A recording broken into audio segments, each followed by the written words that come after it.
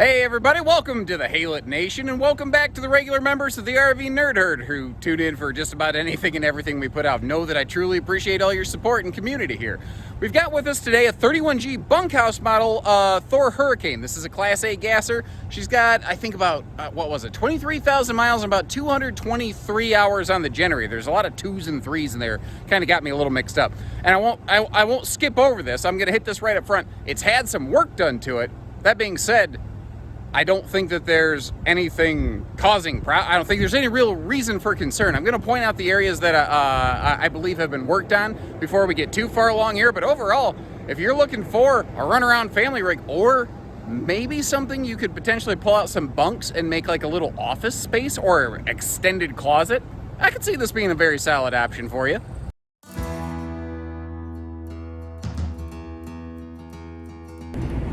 Now, if you watch my videos, you know I have a hardline policy of if I see something, I say something.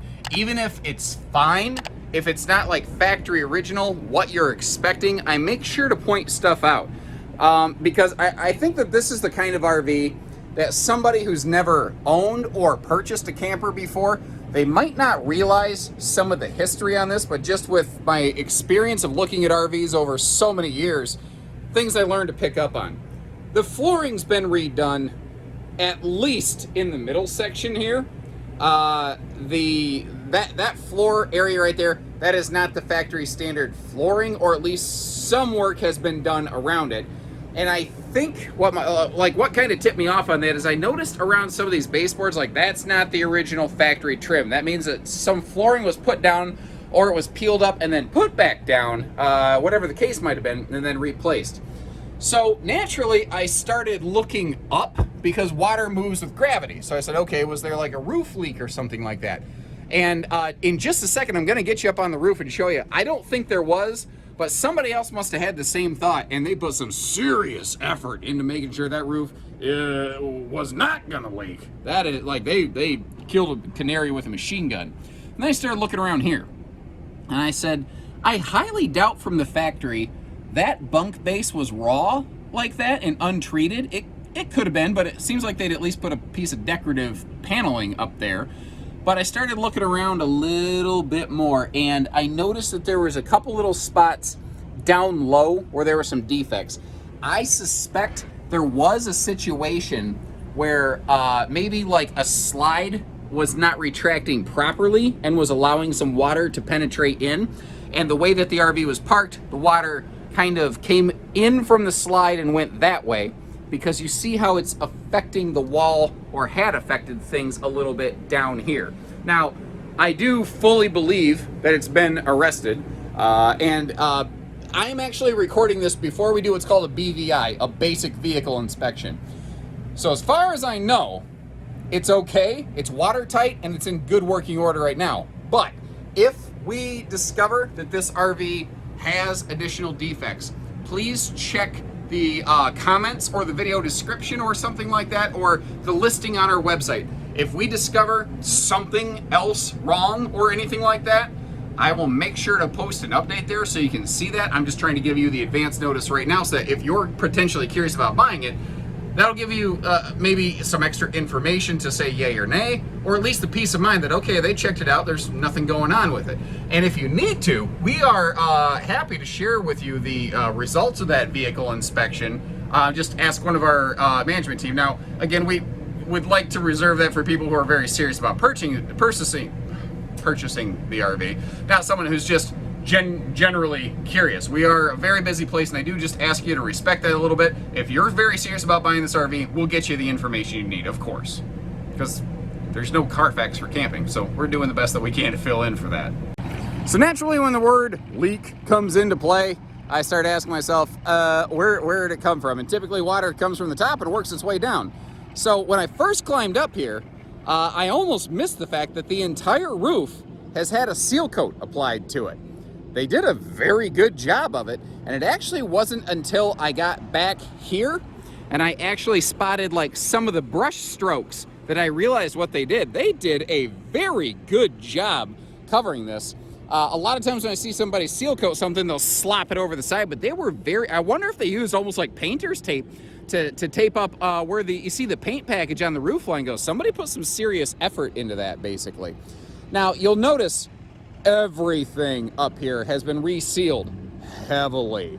Every single fixture has like an absurd amount of sealant piled around it, and then the seal coat is basically on top of all of that. So I've walked on the roof a couple times now. I haven't found any soft spots. I'm not sure where whatever happened came from. If it was a window, the roof, or whatever. All I know is that somebody went to some pretty serious effort to make sure a problem was not going to occur as a result of anything up here on the roof. So everything that I can really see on this is fine. There's a couple little visual glitches, some symptoms of its previous history, but I'm not really seeing problems. That generator fired right up. At the time of this filming, the generator is running. It is powering both air conditioners. The dash air is working like a champ. 222.8 hours on that right now. It fired up so quickly, it kind of startled me. I was like, oh wow, okay, it's running already. It didn't chug over or nothing like that. So it's not like it sat there with bad old gas in it. Well, 222 hours on it means somebody got some reasonable use from it. This floor plan I really like for families because it's very social. The seating is very inward focused, whether you're at the dinette or the way the sofa overlooks the dinette and this big panoramic picture window over here on the door side of the RV. Everything's very nice that way. This is 6'9" inside, by the way, I believe. A lot of motorized RVs are 7 foot tall, so I just do want to point that out. It's still plenty tall. I can still stay in the shower, no problem. But that is an uncommon quality that I just I felt, and then I checked some specs and verified that later on. I tell you, the views though, if you're going on a mobile family vacation, gosh, a motorhome is nice. Just the sights, the being able to move around the cabin if it's a long trip, some things like that. I do understand the lifestyle and the appeal that some people have. Over here we've got our controls for our leveling system, our heated power mirrors. All those controls will be on the side. Very simple, straightforward kind of dash arrangement, but I like how everything is kind of driver-centric. It wraps around the driver enough without being like too overt, where the passenger over here in the co-pilot seat could still reach over and help with the stereo or something like that if need be. Obviously, you see we have the ability to have an always-on rear view camera system right there as well. Very handy in a way, kind of taking place of the rear view mirror. Just lets you see if somebody's tailgating you a little bit too close, or if you got a towed, which is a vehicle that you towed behind you, by the way, you can make sure your Prius is still there. Hey honey, where's the car? It took a left turn at Albuquerque. So if you're at the driver's seat and you get up and stand up and turn around, this is basically what you're gonna be looking at right here. It's got that very common for the time period in which this was made, that kind of warm, rich, sort of cherry-ish finish. There's a little bit of a red tinge in that brown cabinetry there. The camera tends to process that a little bit funny. Colors in RVs is definitely one of those things that you really need to kind of see and check out in person to get the best feel for it. Let's start cracking open the kitchen, because the kitchen kind of, I think, bleeds over the sofa. We're gonna start right there and work around. I did notice that things like the microwave and the oven weren't all grossed out and packed full of gunk and grody. I didn't find mold spores down in the cabinets behind and under that sink or anything like that. And I do like anytime I see a pantry that comes out to me instead of me opening up and going to the pantry. You know, me and a pantry, it's like a support group. I don't want to open up. Back here in the hallway, it's a bunkhouse model, obviously. I could see somebody though converting this over into some sort of office arrangement. There's a lot of requests for that, a lot of work campers, a lot of mobile RVers. The generator on this being very conducive to that kind of lifestyle. But what is nice is you're seeing the original kind of, factory screens for each bunk in there. And there is a little curtain you can draw up top to kind of close those off so you can still pass through here. Now, I have a bad habit of forgetting this. I haven't done it recently, but I want to make sure I don't miss the bathroom. I've done that before. Now, right here where you see the difference in the flooring, I highly suspect that was the original floor. And again, it makes me think that something bled in from the front side of that slide out and then basically went straight over and walked its way along the wall toward the front of the RV around the kitchen here before it was discovered and arrested. than addressed it. It's so stupid. I'm sorry.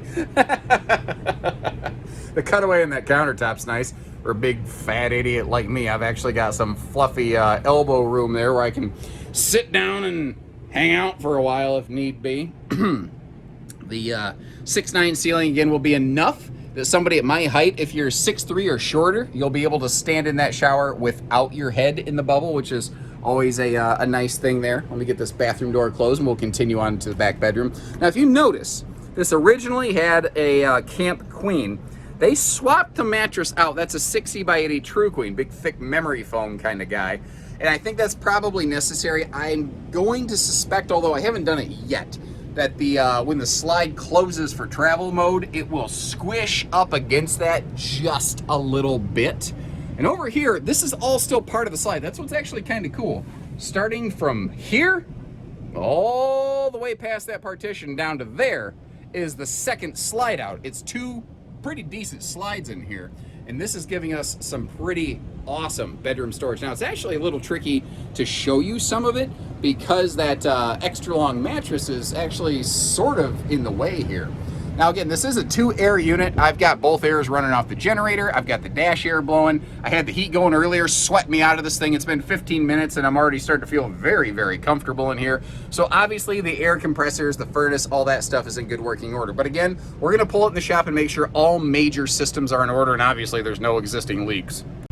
Now for travel mode, and we're going to see it in a second, the mattress does get squished as I had suspected it would. So my concern is that causing a problem with the slide? Is it causing the slide motor to amp out prematurely and not seal? And thankfully that does not appear to be the case. So if we start here in our co-pilot mode, one of the cool things about this floor plan, it's 2 slides, but neither is extremely deep. So it always remains very comfortably accessible. Although if you're gonna be on the far side of the bed, you're definitely climbing over it. Now again, this was sized for like a 74, 75 inch or whatever camp queen. That mattress is getting squished. Thankfully it is just a foam type mattress. That is something long term, I really don't recommend that. I don't recommend putting the slide motors in under any undue stress. Maybe it's fine. I don't know. I don't like that idea. I think you could probably still keep an 80-inch bed as long as you like rolled it up a little bit and maybe you like wrapped a strap around it. Just, you know, it's not supposed to be pressing against the slide when the slide closes. So just kind of keep that in the back of your head, I suppose. Man, paint packages, I know they're expensive, but they look so good. And that's one of the things, it's nice to get a paint package RV, towable, drivable, whatever, in the used RV market because, you know, you're not exactly paying the full sticker price on that paint. Now, one of the hiccups to doing what I do is I am a one-man band, so I'm gonna have to do a little bit of this today, where I'm gonna just show you some visual elements on screen, kind of showing you what each of those compartment doors holds. Because this is still a little bit of a price-sensitive Class A segment, so it doesn't exactly have holdbacks or gas struts on every single baggage door. That's one of the different price-cost vectors of a thing like this. The doors that I can keep open, I'll do just what I'm doing right here, obviously. You might notice that double entry step. The tires, by the way, look good. I don't see any issues on the tires whatsoever. The windshield, I tell you, those big one-piece windshields, they give you such a panoramic view when you're driving. You feel like you're in better command of the vehicle when you are traveling. Of course, we have, you know, side view, rear view cameras. That's become almost standard equipment, even down in some more of the basic Class C's, which not a complaint, mind you. Obviously, we've got the slide awnings there. I'm going to hop on the roof before we're all said and done so you can check everything out up there. Now, just like we did under the other slide, I want to give you a good look at what's in these compartments. So if I crack them open right about now, I'll give you a little bit of a peek right there. One is like the batteries, one is storage, and one's our generator, which is just chug-a-lug-a-lugging right away. And I tell you what, it fired right up. The moment I hit the button, bam, that generator fired right up, almost like instantaneously. I was almost a bit surprised by how quickly it picked up in there. Where was it? It was on this rear corner. They rubbed something. The RV has had a rub back here, a little bit of a rub bub. And again, little things like that, when I see them, I'm gonna make sure you know about them. Even if it's cosmetic only, it's the kind of thing you really deserve to know about before you go making a major purchase. And before I forget, I do want to mention real quick, this being on a Ford chassis, the H Series chassis, it does have a 5,000 pound tow rating. So if you got like a little car or a small dolly and a vehicle to go behind it, you know, she's good for a passenger grade vehicle. This is not a diesel pusher with a big like 10K tow rating or above. So just kind of plan that accordingly. Now I realize as I'm recording this, I've already gotten you on the roof once, but when we were at ground level, I said, hey, give me a minute and I'll get you back up on the roof. So you know, I wanted to make sure that I made good on that. And I guess we'll just take a very quick second pass around everything. This is now my third time walking around the roof, and I haven't discovered anything different from my very first trip up here, which I suppose is good news, because anything I hadn't discovered probably would have been bad news. So 3 trips up here, no new problems, really no problems at all found. So when you're ready to hit the road, let us know. We'll get you camping, man. So take care, stay safe, have fun, and happy Haylett camping, everyone.